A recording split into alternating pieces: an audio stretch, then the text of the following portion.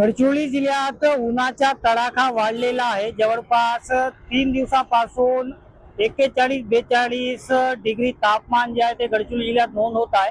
आपण बघू शकतो दुचाकी धारक जे आहेत ते आपल्या चेहऱ्यावर मास्क किंवा दुपट्टे घेऊन प्रवास करत असताना आणि हे गडचिरोली जिल्ह्यातील मुख्य चौरस्ता आहे आणि यात दुपारच्या वेळेस वाहतूक जी आहे ते थोडी कमी आहे, कारण की या चौकात हे मुख्य चौक आहे। या चौकात सर्वात जास्त वाहतूक गडचिरोली जिल्ह्यात बघायला मिळते आणि नागरिक जे आहे ते बाहेर निघत असताना कशा प्रकारे उन्हाच्या तडाख्यामुळे जे आहेत स्कार्फ किंवा रुमाल जे आहे ते वापरण्यात येत आहेत। आणि या बाजूला आपण बघू शकतो उन्हाळ्याच्या वेळी नारळ पाणी असतील किंवा फळभाज्या असतील किंवा अनेक थंड पदार्थ जे थंड खाद्य पदार्थ असतील याचे दुकान जे आहे ते चौकांमध्ये लावण्यात आलेले आहे।